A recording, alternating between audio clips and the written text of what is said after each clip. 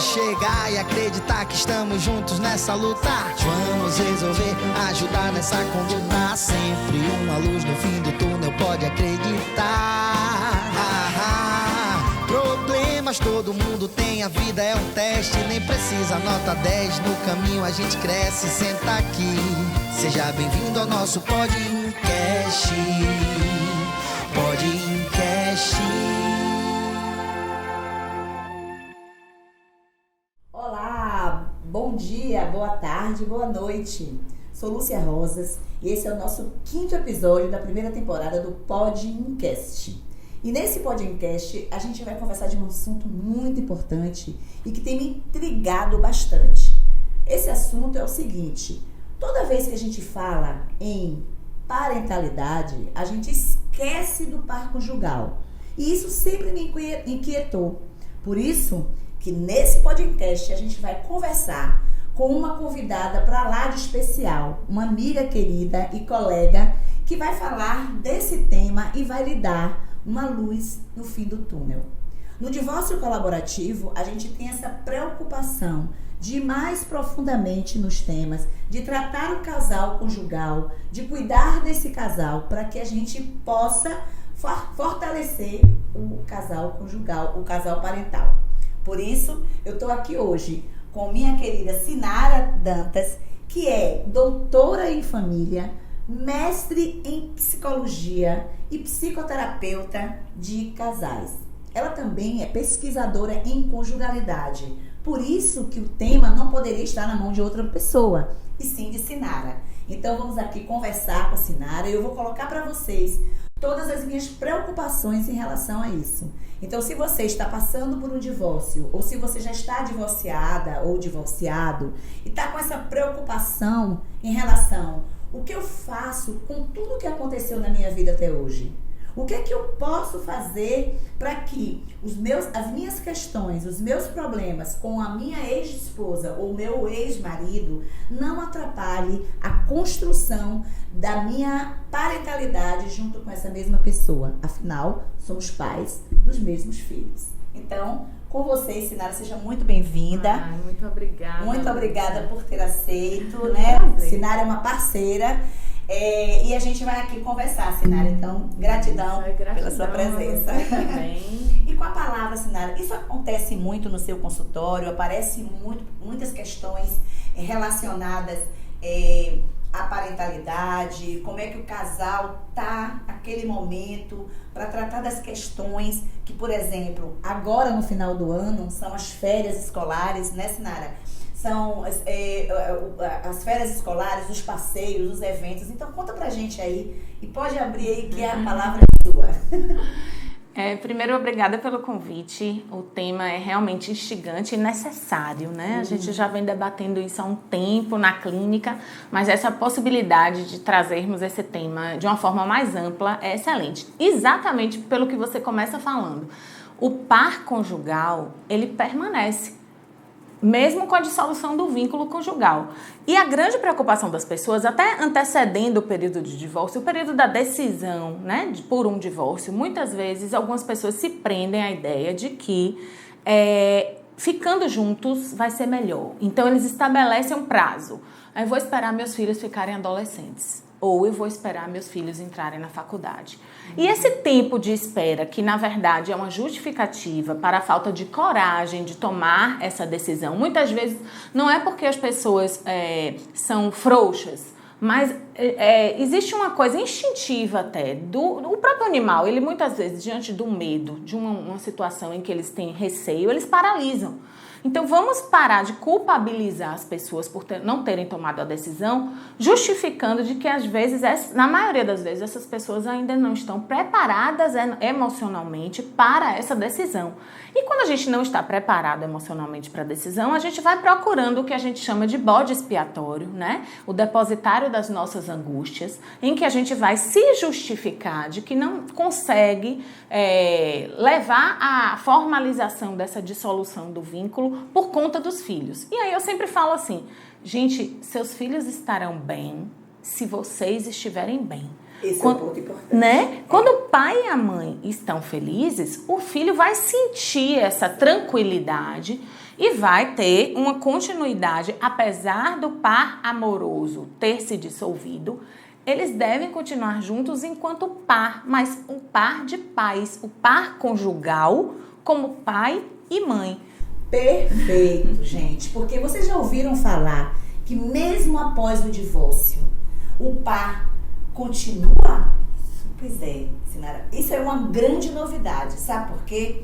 Porque a maioria dos profissionais e a maioria das pessoas de uma maneira geral, elas acham que não existe mais esse par, que acabou, que houve uma interrupção ali e que não existe mais. E você traz pra gente essa noção, né? E que isso sempre me inquietou, porque é claro que algo ainda existe, não do ponto de vista de afetividade com um casal, como é que a gente diria assim, um casal sexual, marido e mulher. Marido e mulher. Mas há um par conjugal, porque a conjugalidade, e a doutora Sinara é uma especialista em conjugalidade, a conjugalidade ela é bem ampla, Sim. né? Então, quando você traz a questão de que ainda permanece esse par e que esse par precisa ser cuidado, pra gente é uma virada de chave. Exatamente. É uma virada de chave. A preocupação muito grande é com os filhos, como os filhos estarão, mas necessariamente eles precisam olhar primeiro para eles dois. Porque, por exemplo, problemas na comunicação que já existiam antes da dissolução do vínculo, esses problemas podem piorar, vão se agravar se a gente não olhar para isso. Nós agora precisamos criar estratégias de comunicação mais eficazes até do que as que a gente tinha antes de se separar. Porque eu sempre digo, o casamento bom não acaba, né? Casamento bom não termina, gente. Então, se houve a dissolução do vínculo, algumas coisas não estavam bom, ou para os dois, ou para pelo menos uma das partes. Sim. Então, agora é a hora da gente se juntar para olhar para isso, para aprendermos a nos comunicar melhor e trazermos essa tranquilidade para os nossos filhos. Então, o Bert Hellinger, você já trouxe aqui uns aspectos da constelação familiar, ele fala dessa lei da hierarquia, né? A lei da ordem, o que é que veio antes. Então, vamos pensar um pouco sobre isso. Primeiro, você tem um sistema individual, porque nós sozinhos já somos um sistema, né? Você sabe disso, que você é da área sistêmica também, então é muito tranquilo, mas vamos poder destrinchar isso para quem está nos ouvindo, né? Nós somos um sistema individualmente, né? Por trás de mim tem toda a minha família de origem que eu carrego e que eu trago as crenças, os legados, todas as heranças familiares das minhas duas famílias de origem, né? A minha família materna e a minha família paterna. No momento que eu me caso, essa pessoa também traz essa bagagem pessoal dele, da família paterna, dele ou dela, né? Que a gente aqui não está falando só de casais héteros, a gente está falando também da homoafetividade. Então, o meu pai amoroso também traz, né, a família de origem materna e a família de origem paterna e as crenças dessa família. Olha quanta gente envolvida. Exatamente, são muitas pessoas, né, que precisam casar não só na cama, mas na vida, né? Exatamente. Então, nós temos essas pessoas. Então, individualmente, nós já somos um sistema. Ao momento que nós nos casamos, a gente está construindo o sistema conjugal, que sou eu e ele, ou eu e ela, e tudo isso que cada um traz. Naquele momento, o ideal é que a gente consiga se construir da melhor forma, conjugalmente, antes da decisão de nos tornarmos pai e mãe, antes de irmos constituir um sistema agora parental. Então, vamos seguir essa lei da hierarquia, a lei da ordem, que as constelações familiares trazem, que é: primeiro vem o sistema individual de cada um, aí formamos o sistema conjugal para depois formar o sistema parental. Então, perceba, o sistema conjugal vem antes do parental. Exatamente. Então, Perfeito. eu preciso cuidar do sistema conjugal, preciso cuidar de mim individualmente, e algumas pessoas se perdem, né? A construção da individualidade na conjugalidade é importantíssimo. Cada um tem o seu propósito, além de ter o propósito conjugal também. Já lhe convido para a gente falar também desse tema Vamos, em um outro episódio. Ótimo. Então já está combinado aqui, viu, gente, para falar de uma coisa importante que o casal precisa estar atento, que é a sua individualidade enquanto Muito pessoa bom. Isso aí, dentro da Isso aí dá um outro podcast mesmo, um outro verdade. podcast. Ok. Ok? Que o grande conflito contemporâneo é esse. E aí é uma outra pauta mesmo. Obrigada. Já está aceito o convite. E aí, depois dessa construção da sua individualidade na conjugalidade, a construção do casal, porque muitas pessoas, Lúcia, eu sempre falo isso, né, na minha página, que é fazer minha propaganda aqui Pode também. falar, sim. @acuradora-ferida, estou esperando vocês lá. Então, eu sempre falo isso na minha página, que é o seguinte, essa construção da conjugalidade, ela precisa ser algo que eu tenha consciência dos meus limites e das minhas expectativas sobre o outro. No momento que eu construo isso e que eu estabeleço alguns critérios que vêm a partir de normas que vão ser revistas, a gente tem cláusulas no contrato da conjugalidade que devem ser revistas o tempo inteiro, porque nós mudamos enquanto pessoa e vamos mudar enquanto marido, enquanto esposa. Graças a Deus que a gente muda. Isso, graças a Deus. E o quanto que o outro também contribui com essa mudança, né? Mudança. Feita essa construção, eu devo planejar me tornar pai e mãe. Mas a gente sabe que a vida prática, muitas vezes a gente é pego de surpresa. Exatamente. E vai aprender a ser pai e mãe sem ter um preparo, uma idealização, que é preparada a gente nunca está, né? Porque filho não vem com manual de instrução. E aí, o que é que acontece? Esses filhos, eles precisam chegar num ambiente em que exista uma troca, uma harmonia entre esse par. Se isso ao longo do processo, ao longo do crescimento desses filhos já fica prejudicado, imagine numa situação de dissolução do vínculo em que a gente convive, você mais do que eu, que a sua prática é nesse sentido, com ex-pai e ex-mãe, né? É muito doloroso para esses filhos. Mas a grande preocupação do pai é como meus filhos irão ficar. Qual a preocupação com os filhos? O que é que eu posso oferecer de melhor para esses filhos? Quantos pais... Você usou o termo ex-pai e ex-filho, né? Ex-mãe. Ou, desculpa, ex-pais e ex-mãe. Eu queria que você, porque normalmente a gente tem uma frase que a gente sempre fala, não existe ex-pai e não existe ex-mãe. E você agora traz pra gente falando exatamente o contrário. Então, eu queria que você explicasse para quem está nos ouvindo o que você quer dizer quando você diz.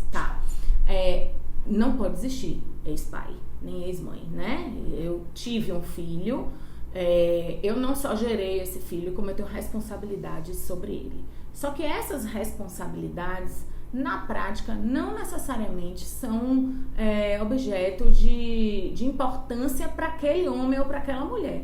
Então, eu não me sinto cobrada porque eu próprio não me cobro em relação a essas responsabilidades com esse filho. Então, é o abandono afetivo. Ele começa com um abandono afetivo mesmo, que depois reverbera num abandono financeiro e muitas vezes o afastamento. Então, na prática, existe essa postura de ex-pai e de ex-mãe. Por mais que a gente saiba que isso não existe, né? No momento que você gerou um filho, você deveria ter uma responsabilidade que vem de uma cobrança pessoal e moral.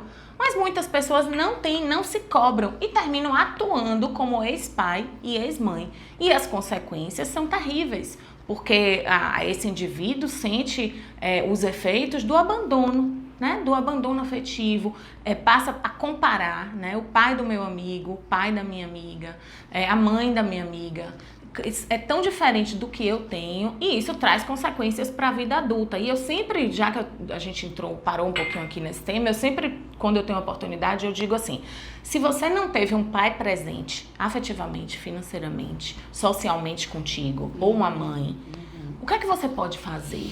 Ao invés de você passar uma vida inteira sentindo esse processo de exclusão, você pode se transformar no pai que você não teve.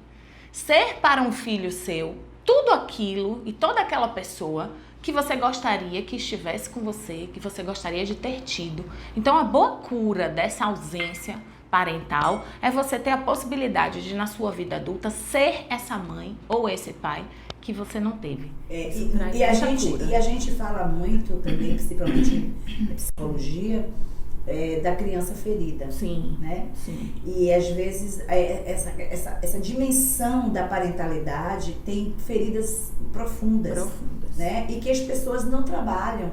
Então, diante de um divórcio, normalmente essas feridas estão lá sangrando. Isso. E aí eu abandono meu filho, e agora a gente entende por que ex-pai nesse sentido. Sim. Né? Eu achei fantástico você ter trazido essa dimensão da paternidade, da maternidade, porque de fato, se eu, enquanto uma criança ferida, me afasto das minhas responsabilidades, do meu cuidado com meu filho, eu de fato estou ex-pai. Né? Eu estou ex-pai. Não é que eu seja ex-pai. É uma condição. É uma condição que pode ser temporária, espero. Sim, espera-se. E é para isso que o divórcio colaborativo está aqui para exatamente tratar destas questões.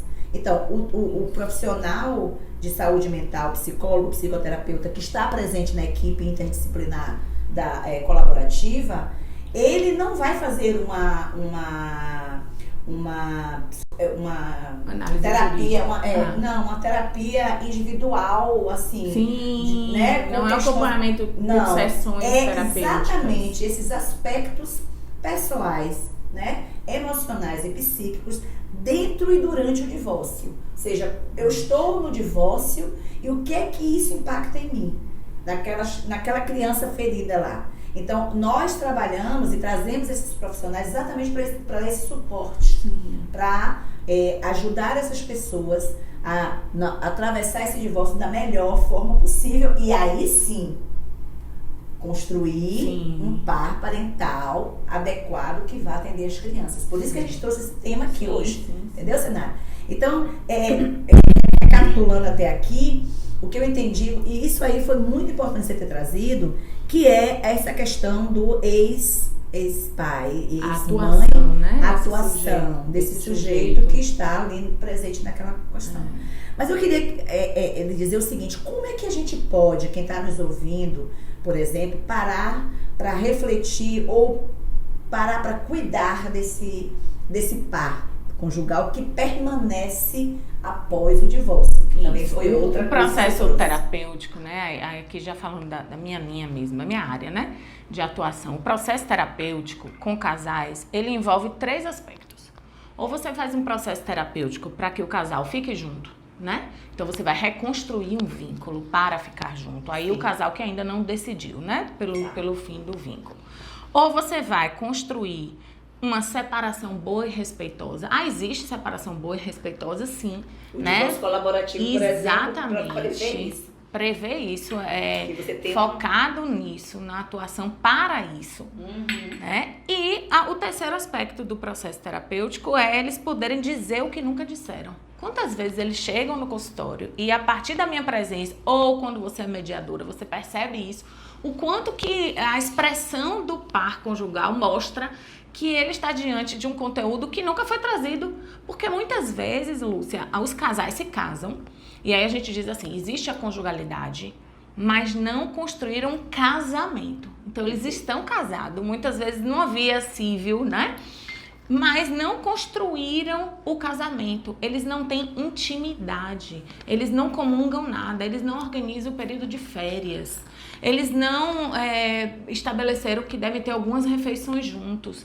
Como é que fica esse par que é casado, mas não conjugou, diante de uma situação de divórcio? Então, muitas vezes, os profissionais vão ajudar a construção dessa rotina ou a construção de uma intimidade que, na verdade, durante um casamento inteiro não se fez, mas é necessário que se construa. Perfeito. Justamente pelo que você falou no início aqui da gravação. Existem festas que precisam ser definidas, esse período de Natal e Réveillon. Sim. Se a comunicação está restrita, como é que eles vão entrar num acordo? Como é que a gente pode viver os eventos e as celebrações escolares? Né, as manifestações da escola, propostas pela escola, em que espera-se a presença dessas dois, que ali estão como par, ainda que existam atritos pessoais, principalmente em relação à guarda, à divisão dos bens, mas naquele momento, socialmente, para aquele indivíduo, que são os filhos, eles devem entrar no processo de harmonia pelo filho, não é mais por um ou por outro, mas pela relação que precisa dessa reconstrução para que reverbere nesse filho. Tem um curso que eu ofereci na pandemia, que é o que o casamento dos nossos pais interferem nos filhos, né? O título não é esse, mas o que eu tô querendo trazer aqui é isso. Quantas pessoas começam a desenvolver uma ideia de não ter vontade de casar, Justamente porque o conceito de casamento que nós trazemos é resultado de todos os casamentos com os quais nós convivemos. Então não precisa ser o casamento só do nosso pai, da nossa mãe, mas o casamento dos nossos avós, o casamento dos nossos tios, o casamento dos pais do meu amiguinho que eu ia na casa dele fazer trabalho escolar. Todas essas noções de conjugalidade com as quais eu convivi, elas interferem na minha noção de conjugalidade. Então muita gente tem pavor a casamento. Aí vivem um namoro que é um casamento, mas enquanto não se chama de casamento, eles acham que eles estão se protegendo. Talvez até por isso que tenham eternos namoros. Namoros duram eternidades. Exatamente. Né? A gente vê muita assim, gente com 12 anos namorando. Né? Muitas vezes, quando você vai investigar, é isso aí. E às vezes casam e passam 3, 4 anos casados e separam. Porque realmente a construção dessa conjugalidade não é uma coisa fácil. Isso. Você trouxe a questão dos sistemas, né? Dessa hierarquia de sistemas. Sim. E que impacta muito. E eu me lembro uma vez, quando meu filho casou, que eu fui na casa dele, a primeira vez, né, assim, fui na casa dele, e aí eu olhando lá nas coisas, eu me reconheci em vários objetos, a forma de organizar, e tinha coisas que não era nossa, ou seja, era do outro sistema. Exatamente. E eu achei isso, eu fico emocionada, porque assim, como é importante a gente se reconhecer dentro de um novo sistema, que aquele novo casal está indo, e que a gente diz assim, poxa, ele deixou de fora, eles deixaram de fora coisas que, por exemplo, não foram importantes para eles, né? E trouxe para dentro dessa relação coisas que são importantes para eles. Não? Quando a gente está construindo a nossa conjugalidade, a gente vai eleger, sim, coisas do nosso sistema. É um processo muitas vezes inconsciente, né? Claro. Então eles aprendem por modelagem mesmo. Você ficou feliz porque você viu algo bom. Algo que te fez recordar e pensar assim, olha, eu ensinei sem saber que eu estava ensinando. Exatamente. Né? Porque foi por modelagem. Mas podia ser, de repente, você levar mais tempo lá e ver uma forma de comunicação que você fale, meu Deus, isso aí ele viu em casa.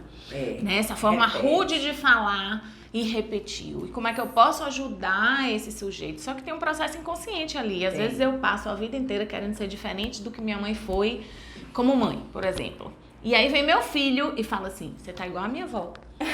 Né? Então, a gente tem sempre como modelo, mas tem duas possibilidades. Ou eu vou reproduzir, e geralmente eu tenho o consciente para me dizer o que eu devo reproduzir, né? Ou eu vou usar como modelo de negação. Então, tudo que eu quero ser como esposa é diferente da minha avó, que era uma pessoa submissa a meu avô. E aí eu elejo isso como algo para não reproduzir, mas muitas vezes inconscientemente, por ter convivido tanto com aquilo, naturalmente aquele comportamento desperta e eu não sei explicar, precisa uma terceira pessoa que viu de onde veio esse modelo me pontuar, como o meu filho fez uma vez, você tá igual a minha avó.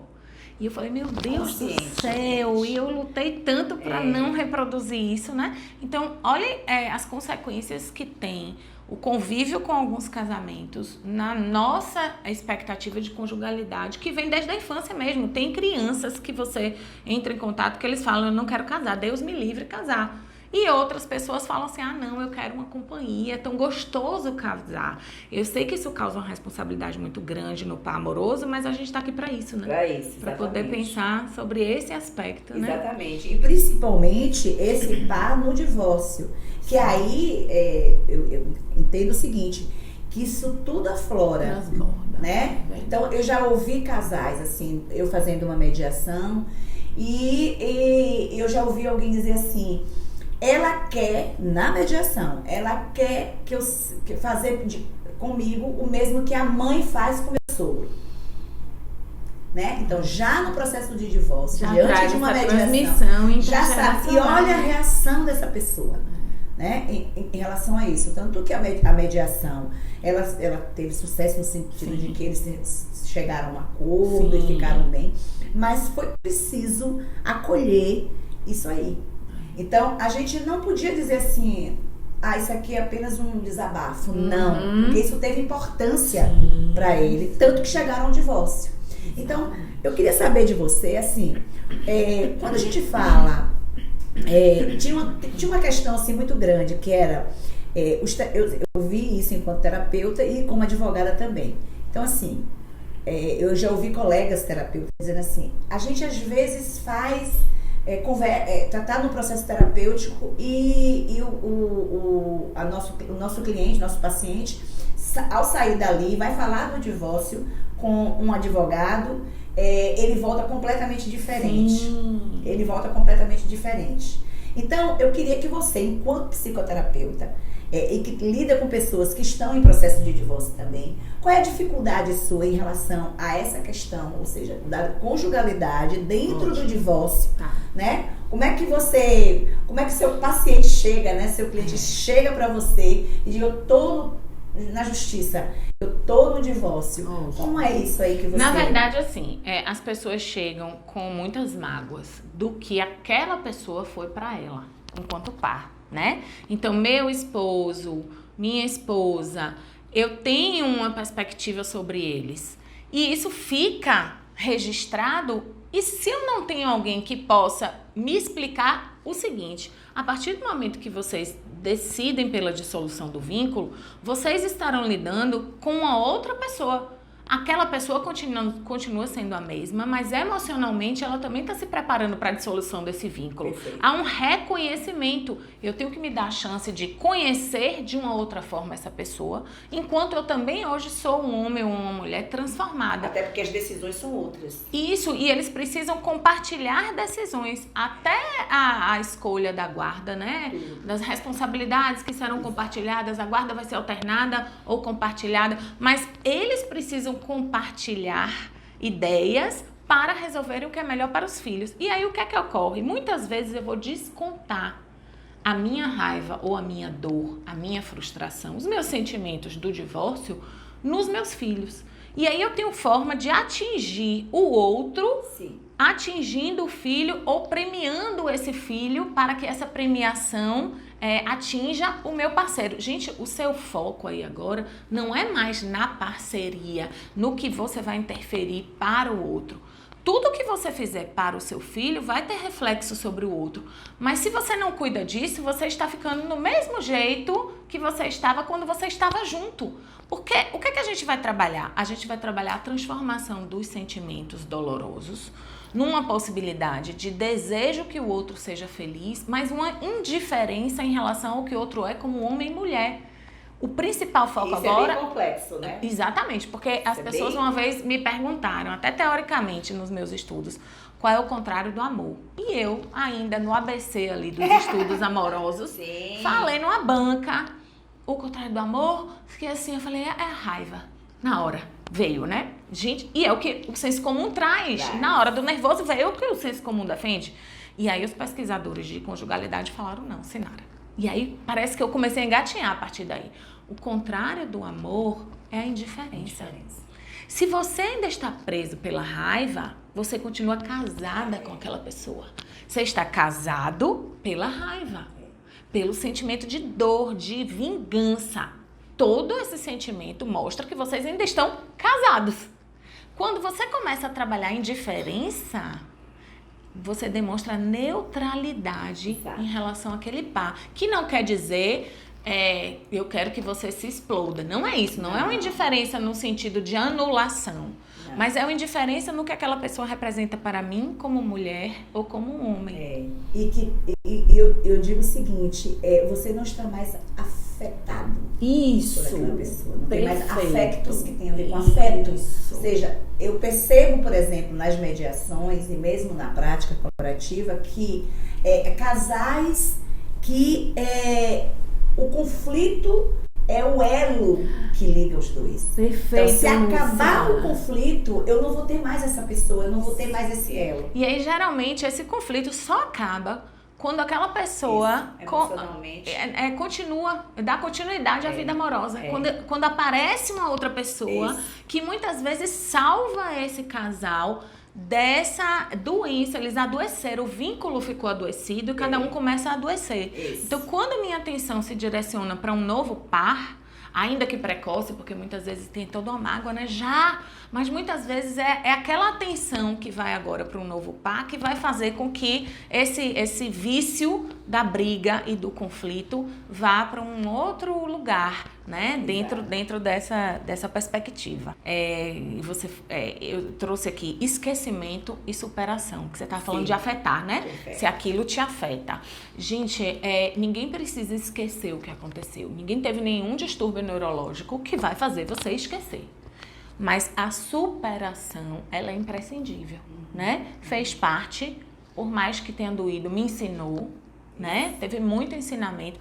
Poxa, eu preferia aprender sem ir para aquele lugar. É verdade, todos nós. O ideal é esse. Queríamos aprender pelo amor, mas às vezes a gente aprende pela dor, né? E aí o que acontece? Perceber que apesar de não esquecer, eu consegui perdoar ou eu consegui superar enquanto eu ressignificar. Excelente, vou colocar aqui.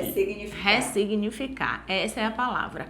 E eu preciso ressignificar minha vida de casal para poder dar um novo sentido para minha vida de pai e mãe. Perfeito. Desse par que é amoroso sim, porque o amor se modifica, Sim. há uma transformação, você tem um fruto do amor. Na constelação familiar a gente diz assim, cada vez que olho para meu filho, eu amo meu ex. Exatamente.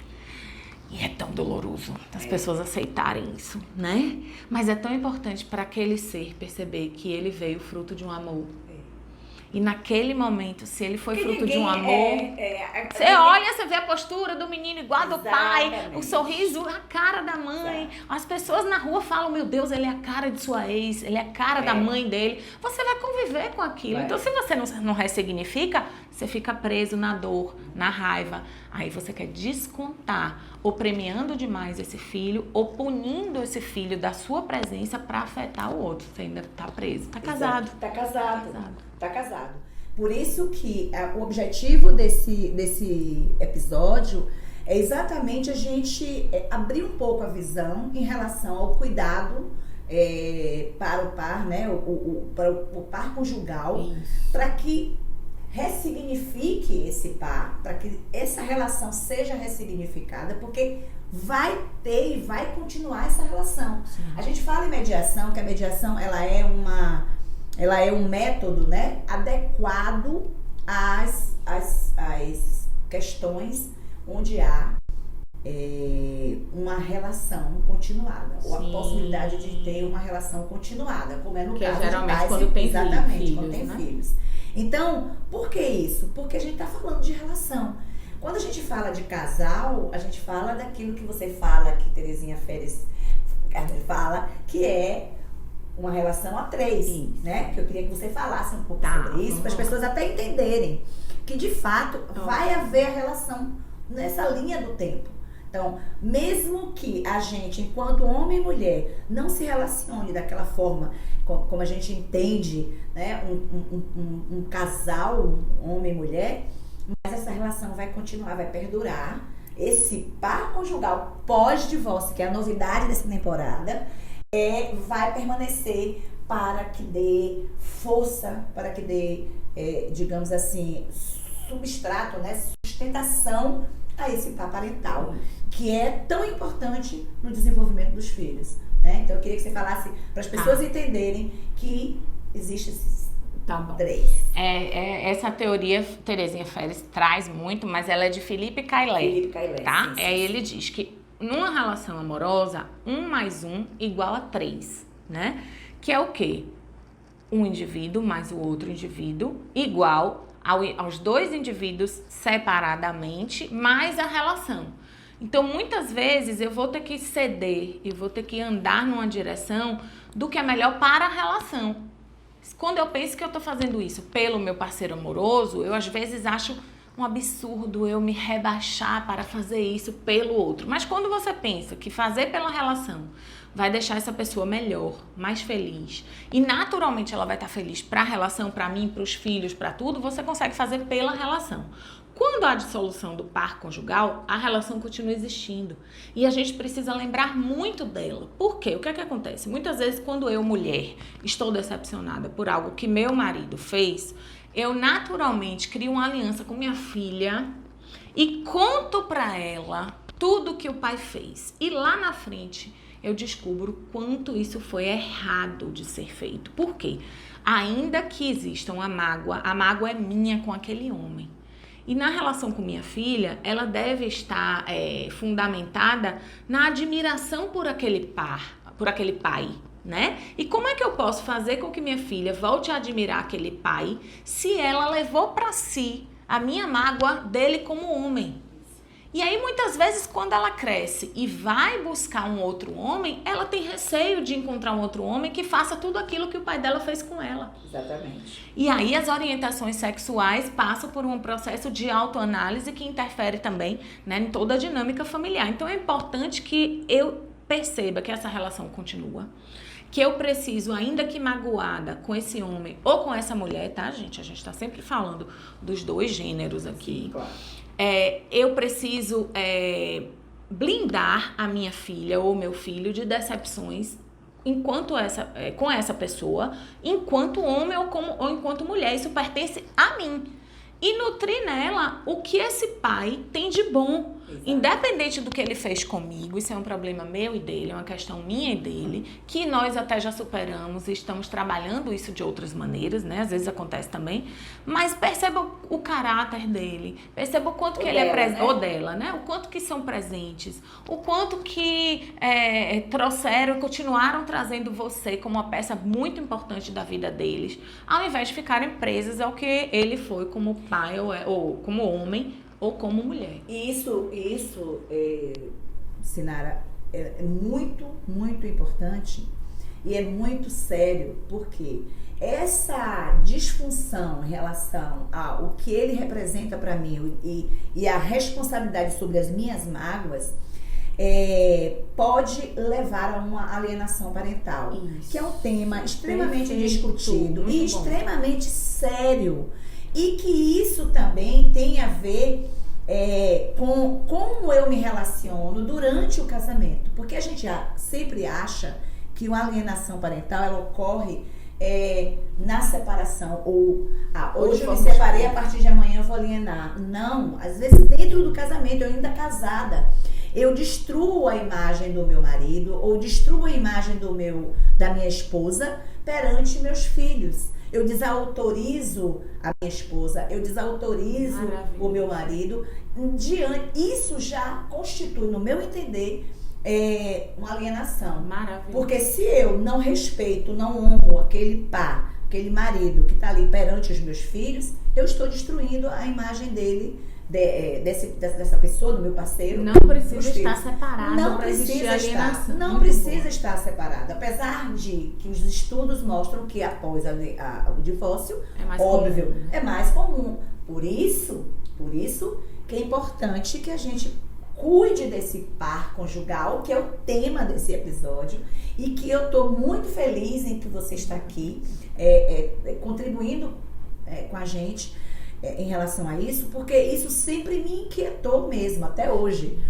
Hoje eu já estou saindo daqui, feliz da vida, porque você trouxe muita clareza sobre essa questão, e eu sei que muita gente mesmo acha que o par conjugal acabou. E esse é um discurso, inclusive, de profissionais, gente da minha área.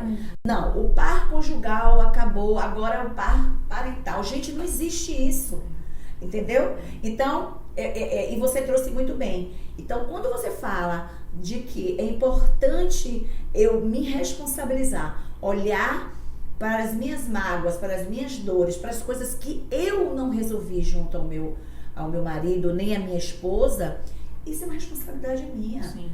Ou seja, liberar os filhos dessa responsabilidade, porque são minhas. Porque senão, olha o peso que isso traz, Nara, para uma criança e para um adolescente. Saber que eu, por uma questão de lealdade a um ou ao outro, eu vou tomar para mim essa dor. Eu vou tomar para mim essa dor. E essa dor vai fazer com que eu passe a me relacionar de forma mais positiva. Eu me lembrei de uma coisa muito importante, tudo que você está trazendo, eu também estou aprendendo, né? E eu me lembrei de uma coisa, quando o par reconstrói a vida amorosa, e necessariamente depois de um tempo, né, decidido por cada um, claro, ele vai apresentar, ele ou ela vai apresentar essa terceira pessoa, essa nova pessoa, né, a madrasta, o padrasto, que chega como um tio, uma tia, né?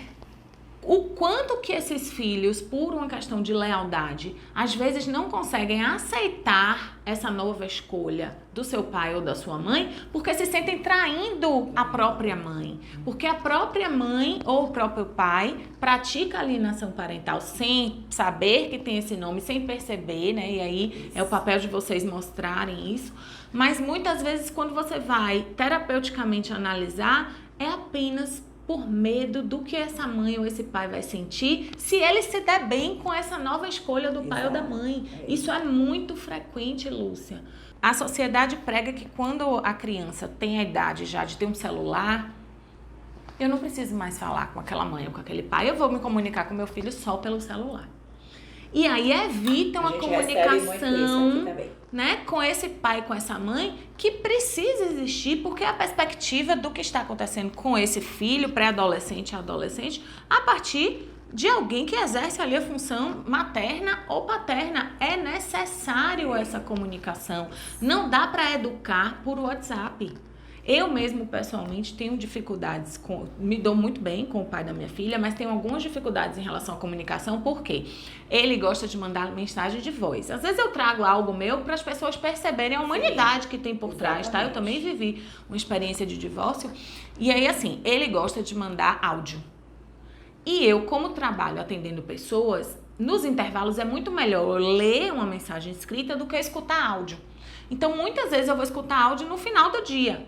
Só que aí, quando eu escrevo, o conteúdo que eu ia falar fica textão. E ele reage para que esse textão mande um áudio. Então, a gente tem uma dificuldade, às vezes, de se antenar em relação à forma da comunicação, não a comunicação. E aí, eu tive uma ideia. Eu resolvi agora, mensalmente, fazer chamada de vídeo com ele, de meia hora, mensalmente. Porque aí a gente traz todos os pontos e acerta ali tudo que precisa ser acertado. Então, por exemplo, eu acertei o Natal, o Réveillon, as férias, que é metade comigo, metade com ele, algumas questões de show que ela quer ir nessas férias, o que é que a gente ia fazer em relação à compra do ingresso, que se fosse utilizar da menina como mediadora, eu estou atribuindo a ela um papel que é meu. É o chamado filho correio. Pronto! Filho por correio. Imagine. Aquele filho que leva e traz. E aí, conclusão, isso não é saudável. Não é saudável. Foram dois aspectos, assim, que eu pensei aqui, que são importantes a gente lembrar que importante, existe, muito né? importante. E aí, Sinara, pra gente já ir concluindo, eu queria que você deixasse, assim, uma mensagem que a gente chama, assim, momento luz no fim do túnel, que é aquela mensagem para quem está agora, nesse momento. O que é que essas pessoas precisam refletir e às vezes até agir, porque como você tem a prática clínica, o que é que você aconselharia, diria para essas pessoas em relação a essa questão do par parental dentro do divórcio, de como é que lida com isso, como é que se comporta uma pessoa, um casal que está passando por um divórcio, ou já, entre aspas, passou pela linha do divórcio, já estão morando separados, né? E que tem filhos também, para que eles consigam enxergar algo, né? O que fazer, né, nesse momento. E a gente sabe que agora é dezembro, já as crianças, a maioria já estão todas de férias, né? Então, assim, queria que você deixasse para eles essa mensagem final. É importante a gente saber que não tem uma fórmula mágica que funcione para todos, mas de forma geral, eles precisam saber que eles devem planejar o canal de comunicação, ainda que seja só por e-mail, mas que não delegue essa responsabilidade nem para os filhos, nem para a sogra, para a avó daquela criança, né? Para um amigo íntimo, mas é uma responsabilidade deles e eles criarem essa rotina de comunicação, porque independente da guarda, eles vão precisar combinar, os combinados continuam.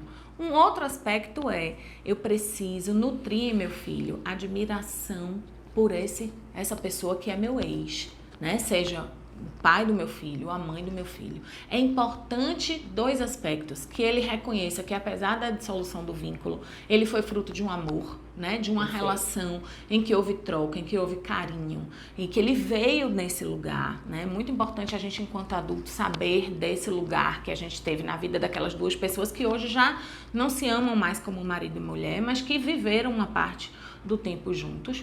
E o outro aspecto é, essa pessoa precisa entender que tem responsabilidades que cabem ao par amoroso, para o próprio filho não querer ocupar esse lugar que vai ter sequelas também na fase adulta. E a dica mais importante é, por que quando a gente tem uma doença física, nós vamos buscar o melhor especialista de acordo com a nossa perspectiva e da nossa condição financeira? E por que quando é algo relacionado à conjugalidade, eu preciso, por uma questão de economia, porque eu estou me separando, então eu estou pensando, né, nessa parte econômica, claro, mas por que eu preciso colocar isso como uma última tarefa, buscar o apoio de um profissional da área?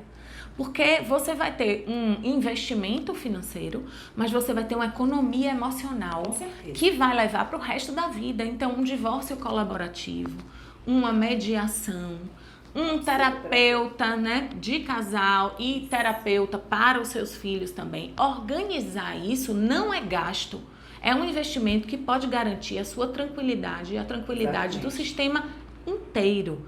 A conjugalidade continua existindo enquanto par conjugal de pais. Não adianta a gente negar isso e querer economizar.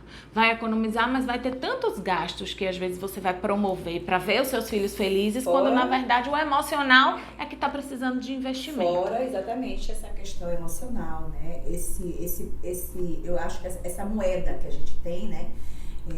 Que é um patrimônio nosso, que é a nossa tranquilidade. Então, eu acho que a gente tem que entender que custo emocional pesa muito, muito mais do que o financeiro. Eu sei que tem pessoas que não têm condições financeiras de ter um profissional, mas tem recursos. Às vezes é um livro que você compra, né, de um bom autor. Às vezes na biblioteca você acha, sem gastar nada. Na própria internet você também acha palestras, você pode ouvir esse podcast, por exemplo, e tem sites em relação a isso. Enviar para quem faz sentido, para pessoas que você for lembrando. Exatamente. Tudo isso é uma forma de você se trabalhar, né? Para conseguir isso e deixar seus filhos sem culpa, sem se sentirem responsáveis. Todo filho, de alguma forma, se sente responsável pela dissolução do vínculo. Então, dá um lugar de fala para essas crianças, escutar, observar o desejo delas, sempre ajudando o seu par amoroso, que agora é só um par conjugal de pai e mãe, né? O par parental, de que ele precisa dar liberdade para o filho fazer as escolhas sem se sentir traído por esse filho. Porque esse é o grande peso, né? O peso da culpa, que tem crianças com problemas emocionais seríssimos, né? Psicológicos e psiquiátricos, por conta de um divórcio, assim, que as pessoas se preparam tanto, eu fico sempre falando, as pessoas se preparam tanto para o casamento, né? Eu vim recentemente, a semana passada eu fui para um casamento lindíssimo, então tinha tudo que você imagina de coisa linda, lembrancinhas, o bolo perfeito, decoração, a festa, a noiva estava, sabe, radiante de alegria e tinha assim, muita beleza, muito cuidado, né? E o divórcio? A gente pode construir um final. Né? Às vezes eu digo assim, a gente pode construir o término de algo que já acabou, na verdade. Né? É uma construção. O amor é um processo, o divórcio é um processo, o casamento é um processo. E existe vida após divórcio, vida para todo mundo. Então não é o divórcio, eu digo sempre assim, não é o último capítulo. Não. É o começo de um novo livro. Isso. Então você não precisa. Recomeço para todos. É um recomeço para todos, para os filhos, para todos os envolvidos, a família estendida também. Então assim, esse cuidado. E é por isso, gente, que a gente fala muito de divórcio colaborativo, de práticas colaborativas ou advocacia colaborativa, porque é esse cuidar do divórcio, é cuidar das pessoas que a gente traz dentro dessa abordagem, tá? E a curadora ferida também. Então, por favor, acompanhem Vão lá no Instagram de Sinara. Diga aí qual é @a curadora ferida. A curadora ferida. E tem muito conteúdo, muito material bacana. Então vão lá, né? Leiam, bebam dessa fonte, que é muito conhecimento. Ela é pesquisadora em conjugalidade. E aproveitem para melhorar a vida de vocês e a vida dos seus filhos. Sinara, mais uma vez, muito obrigada. Foi maravilhoso. Fluiu totalmente a conversa, né? Eu acho que foi uma das conversas que mais fluiu, assim, não foi? E aí, o que é que acontece? Já está convidada para falar de novo, pra gente voltar, a gente vai falar de... Então, fica aqui, vocês podem até cobrar depois. Okay? Muito obrigada, foi um prazer, eu espero ter ajudado aí. Quando a gente faz esse pequeno gesto, a gente está ajudando o mundo, né? Criando uma sociedade mais equilibrada e que vocês possam ser felizes. Existe muita vida após um divórcio. Com certeza. E para quem quiser me acompanhar, vá lá no @Lúcia Rosas Mediadora. A gente fala de divórcio colaborativo, de mediação. Então, você que está começando na advocacia ou é psicólogo, psicoterapeuta, a gente tem um trabalho de mãos dadas aí com esses profissionais. Então, muito obrigada e até a próxima. Precisa nota 10, no caminho a gente cresce, senta aqui. Seja bem-vindo ao nosso podcast.